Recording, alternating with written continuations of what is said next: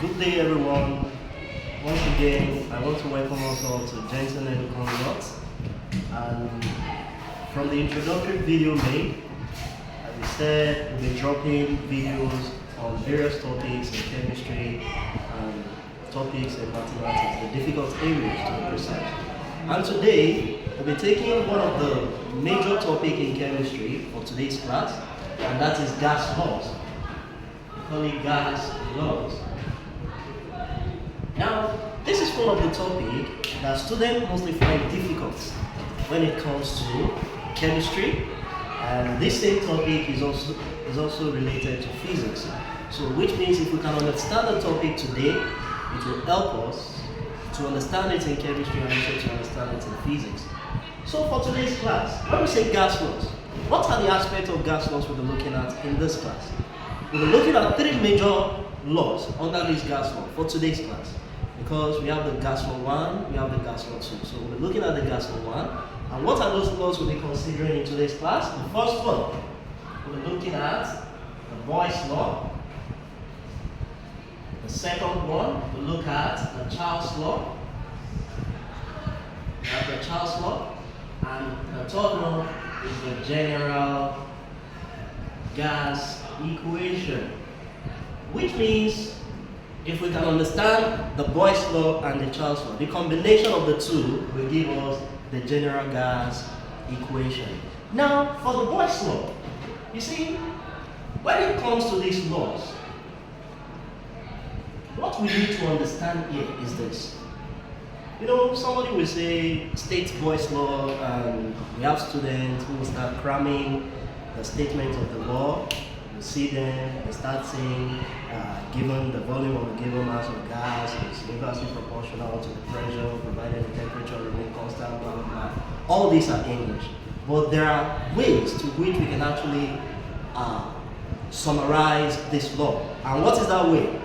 I always give this expression. The moment I give V is inversely proportional to P, where the constant is temperature. Anytime I come across this, then I understand what Boyle's law is talking about.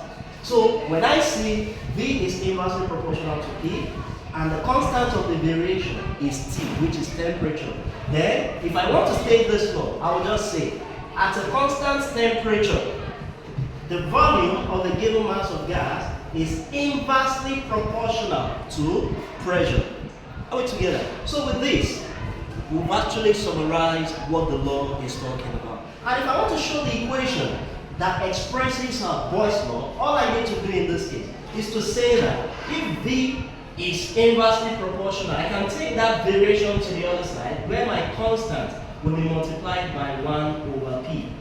And I can put this K over 1, where I will have V to be equal to K times 1 is K over 1 times P is P. And if I put this over 1 and I cross multiply, it means PV is equal to constant. PV is constant. Now, if we have variation in the pressure and variation in the volume, all we need to do is to just say that the first pressure, we call it P1, multiplied by the first volume, which is V1, will be equal to, depending on how many gas variation we want to look at, this will be equal to P2, V2, and that equality can continue until we have Pn, Vn, where this n can represent any number, any natural number. Are we together? So, now with what we have here, the summary for the Boyle's law now summarize that P1, V1 is equal to P2, V2, provided we are looking at two gases variation. Are we together? So with this, we've been able to summarize what Boyle's law is all about. So, which means the moment I know this, I don't even need to cram it because I can derive it down to this point. And the moment I also know this, then I can as well state Boyle's law. Now to the second one, which is the Charles law. Now, the statement for the Charles law states that the volume of any given mass of gas is directly proportional to temperature. And if volume is directly proportional to temperature, it means our constant in this case will be pressure. Which means all these gas laws, we are looking at three major properties, which are pressure, volume, and temperature. So if volume is directly proportional to temperature, that means pressure is constant. Just like we have in the Boyle's law, where volume is inversely proportional to pressure, it means temperature will be constant. So when you're measuring any of the variable, then the last variable becomes a constant. Now, if I have this and someone is telling me to state Charles' law, all I need to state is, at a constant pressure, the volume of any given mass of gas is directly proportional to its temperature. It's as simple as that. That is the statement for Charles' law. So with this, I can as well say that V will be equal to a constant multiplied by temperature. And that simply means I can say V equal KT. V equal KT. And if V is equal to KT, for me to make K the subject of the formula, all I need to do is to divide the both sides by temperature. Here this temperature cancel out this temperature, and that means V over T is equal to a constant. And now, if we also have variability in the gases, we can as well say that V1 over T1 is equal to V2 over T2, which is also equal to Vn over Tn, depending on the number of gases we are considering. So the summary for the Charles law now says V1 over T1 is equal to V2 over T2. So the moment I know this, I already know what Charles law is talking about. And the moment I know this as well, I can state the Charles law. Now, the last one, which is the general gas equation. For the general gas equation, like I said earlier, I said the combination of Charles law and Boyle's law will give us the general gas equation. Now for the general gas equation, which is the combination of these two laws, Charles law and Boyle's law. So let's take Boyle's law out first. Boyle's law is P1V1 equals P2V2. Let's call this one equation 1. Then for the Charles law is V1 over T1 equals to V2 over T2. Let's call this one equation 2. Are we together? Now, since we want to combine these two laws, all we need to do is, we can pick the first volume in equation 1 and equate it to the second volume in equation 2. Which means, if I replace my V1 with Vx, for instance, I'll be replacing my V2 from equation 2 also with Vx. So, if I want to make Vx in equation 1 the subject of the formula, all I need to do is to divide the both sides by P1. And that is because P1 is starting with the Vx.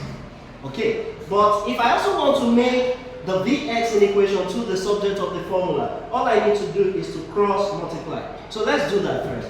Make Vx in equation 2 the subject of the formula. Okay, of the formula. So in other words, I'll be having this to be cross multiplied. That means V1 is multiplying T2. So I will have V1 T2 equal Vx is multiplying T1. That is Vx T1. So if I want to make Vx the subject of the formula, I'll divide the both sides by T1 by T1. T1 cancel out T1 here, and that means Vx is equal to V1 T2 over T1. I can call this one equation 3. So now I've been able to derive equation 3 from equation 2. So all I need to do now is to substitute. I'll have to substitute equation 3 into equation 1. So anyway I see Vx in equation 1, I'll call it V1 T2 over T1. So in other words, I'll be having P1. So instead of this Vx, I'll call it V1 T2 over T1 in brackets, then equal to P2 V2, which is the other side of the equation. So with this now, I can remove this and say P1 multiplied V1 T2. I will have P1 V1 T2. Then all over 1 multiplies T1 to give me T1 equals to P2 V2. all over 1. Now let me cross multiply this. That means I will have P1 V1 T2 equal P2 V2 T1. Now, here is the logic. We can see that this PV are both having 1, but the T is having 2. Here, P and V are having 2, but the T is having 1, which means we need to move every variable with 1 to one side and every variable with 2 to the other side. And for that to happen, it means this T2 we need to leave here and this T1 we need to leave here. And since we want T2 and T1 to leave, all we need to do is to divide, divide both sides by T1, T2, because we want the 2 to leave. So that means we have P1 V1 over T1, P1 V1 T2 over T1 T2, which is equal to P2 V2 T1 over T1 T2. T1 cancel out T1 here, T2 cancel out T2 here. So the general form of the equation now becomes P1 V1 over T1 equals to P2 V2 over T2. So in other words, this is the summary for the general gas equation. Okay, so now taking it back again, we've been able to look at the Boyle's law, the Charles law, and the general gas equation. This is the summary for the Boyle's law. Volume is inversely proportional to pressure at a constant temperature. And the summary for Charles law is volume is directly proportional to temperature at a constant pressure.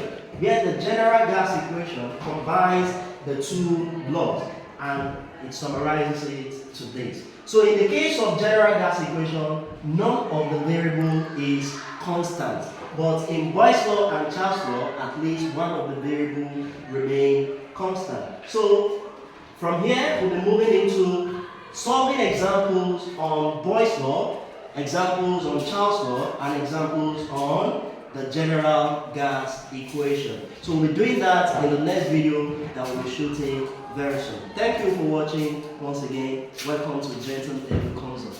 Thank you.